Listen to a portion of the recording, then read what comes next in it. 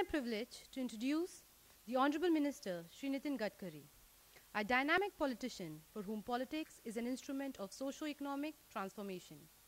Mr. Nitin Gadkari is a senior member of the Union Cabinet of the Government of India. As the Minister for Shipping, Mr. Gadkari is a helmsman of the country's Sagarmala project of port-led development, which is already transforming peninsular India thanks to the proactive policy initiatives launched by the Minister.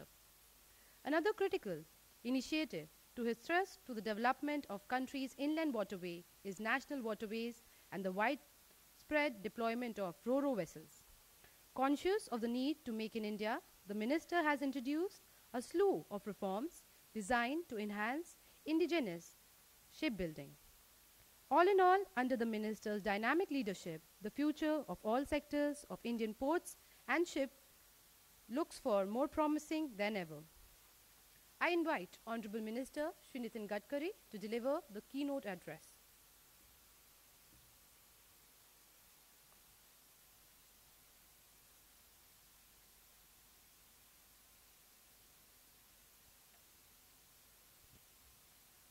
My colleague, Honorable Minister Srimati Nirmala Sitharamanji, all respectable dignitaries on the dais, eminent participants and delegates, ladies and gentlemen.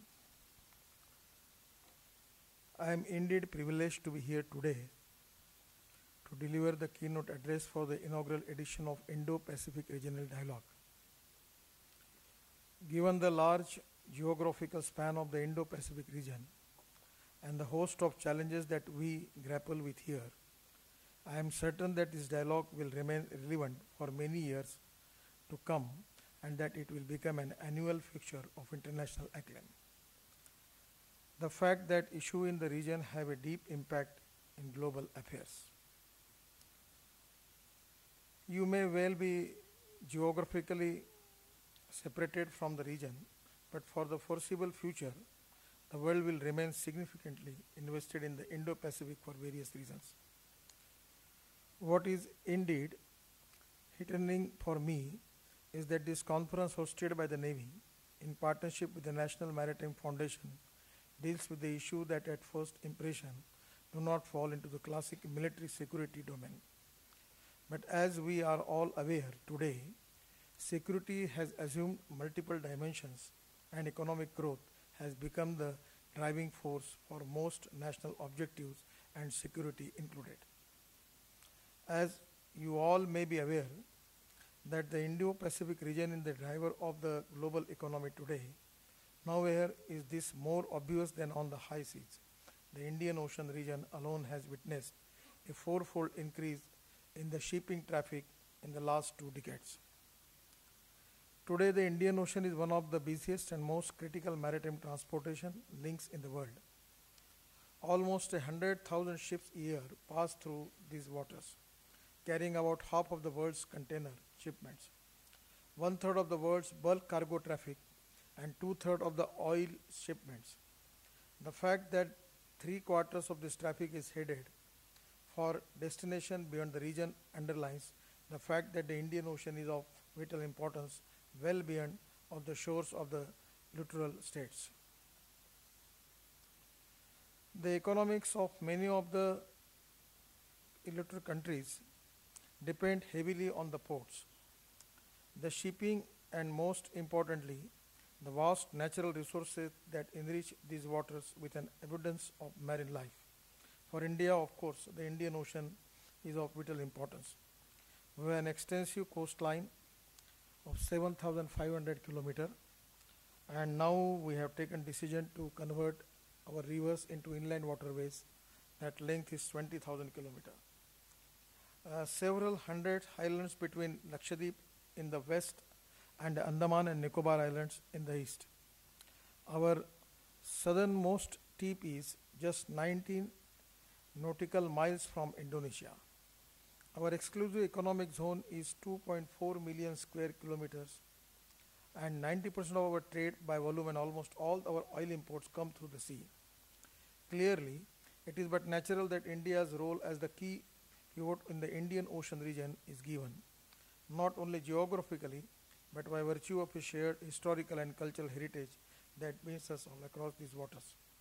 As can be well imagined, a key challenge for us in India is to ensure that our maritime transport infrastructure and assets complements our national economic objectives. Our Sagarmala is a very important project where we are expecting the investment of 16 lakh crores. We are developing our all major ports. First year, our profit when our government taken charge, it was 3,000 crores. Second year, it was 4,000 crores. Third year, it was 5,000 crores. And this year, we are expecting profit of 7,000 crores. So the ports, now we are also thinking of expansion of ports. And in this Sagarmala, we have reserved 4 lakhs crores for modernization and mechanization of port and port rail connectivity and port road connectivity. In the department also, we have already started a port rail connectivity corporation, and now a lot of jobs are already given to the corporation, and I am expecting that this corporation will take at least rail connectivity jobs of 1 lakh crores. We are also planning for making railway line from Indore to Manmar, and we are doing lot of rail project in this line.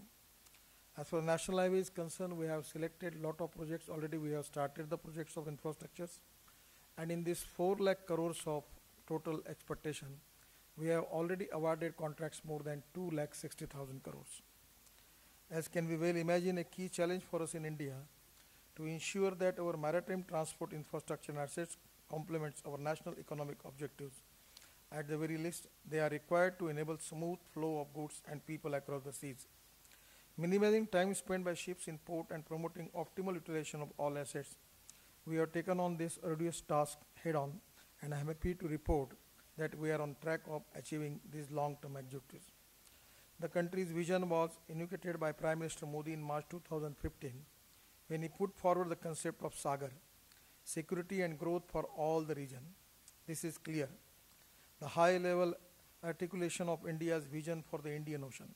Sagar has distinct but interrelated elements and underscore India's engagement in the Indian Ocean. The principle ensured in Sagar provide us with a coherent framework of address some of the challenges related to economic level, connectivity, security, culture and identity, and India's own ongoing approach to these issues. The challenge before us to ensure inter-ocean trade and investment and the sustainable harnessing of the wealth of the seas, including food, medicines and clean energy. As far as shipping infrastructure is concerned, we in India are focusing both on size and quality of the Indian mercantile fleet, as well as our port infrastructure, including inland waterways. The current states of the Indian merchant fleet is a matter of some concern. While this is little to cheer about the near term, we are committed to overhauling this the long term. As regards port infrastructure, our ambitious project Sagarmala aims to translate our PM's vision of Sagar into reality. It is a comprehensive program which holistically captures the opportunity of port-led development in India. We are planning for 14 industrial clusters, special economic zone, and coastal development zone. There is petroleum cluster, furniture, wooden cluster, chemical cluster, automobile clusters, and by which we are expecting the investment of 12 lakh crores. We are making 5 smart cities, and the response from the investor is very good. In JNPT, we are making special economic zone, where we have already awarded some land to the investors, and the response is very good. And one of the company, electronic company, has assured me to giving jobs to 40,000 youth of that area with the investment of 6,000 crore. So it is really a great opportunity for all of us to develop the port-led development in the different part of the industries where we are planning for that. The program aims to drive the port-led development plan across areas of port modernization, new port development, port connectivity, and this is the most important thing where we want to emphasize on blue economy. Now we are, with the cooperation of Agriculture Minister, we are planning a scheme where we are making a different, using the best technology for trawler, and now our planning is to giving this trawler to the fishermen. Now they are only going up to the 12 nautical mile because the state government can only give the permission for 12 nautical mile. But our plan is to take it to the 200 nautical mile, by which we want to create the new chapter of blue economy in the country. We are already making fishing harbors, and at the same time we are creating the facility of export, processing, packaging, and it to be appropriate arrangements for export in the fishing harbor. This is very important for the economic growth of the country, and particularly the people who are poor people belong to that area for their development. This is one of the important aspects of our policy, and our Prime Minister especially emphasis on this blue economy. The emergence of the blue economy is a promising new pillar of prosperity in the region. With immense economic and employment potential, we are already engaging our neighbors in blue economy initiatives. We have in the areas of marine biotechnology, explorations, and sustainable exploitation of ocean mineral resources, sustainable fishing practices, and harnessing of ocean energy. In India, we are implementing targeted program for re-engineering economic activity in our island. Our coastal areas, there is also a renewed focus on strengthening marine research. It is only natural, therefore, that connectivity is one of the major themes of Prime Minister Modi's neighborhood first policy. We continue to work on a range of projects to improve maritime logistics. The most important thing related with is the tourism. In Mumbai, we are developing the cruise terminal. We have received 80 cruise this year, and now we are, as per the report from the international consultant, we are expecting 950 cruise in next 5 years. There is a huge potential is available. Now in next 1st April, we are starting cruise from Mumbai to Goa. We are starting Ro-Ro services, ferry services, not only in sea, but in Ganga also we are starting 9 ferry services and 10 Ro-Ro services. Even in Ganga there is 5-star and 7-star cruise are there. So there is a huge potential for tourism. At the same time, I feel that it is a huge potential and it can become a growth engine for Indian economy. Now as far the logistic cost is concerned, in India, the logistic cost compared with China is very high. It is 18%. And China it is 8 to 10%. And European country it is 12%. By taking it our transport on the water, we can reduce the logistic cost. We are just 1 month before we sent the trucks of Ashok Leyland from Chennai to Bangladesh. We are also started dredging in Brahmaputra.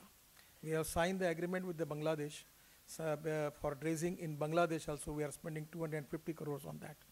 There will be direct connectivity from Varanasi to not only up to Northeast, but through Brahmaputra we can go up to the Southeast Asia. So here is a huge potential is available, and I am confident that this conference is also very important. I would like to place on record my appreciation to the Indian Navy and the National Maritime Foundation for these efforts to seeking to understand the Indo-Pacific region and our opportunities and challenges. I eagerly look forward to receiving some concrete policy recommendations that would assist in our collective efforts to make this region peaceful and prosperous. I wish each of you a fruitful 2 days of deliberations, and for those that have traveled into Delhi for this dialogue, I wish you a pleasant and productive stay. Thank you. Jai Hind. Namaskar.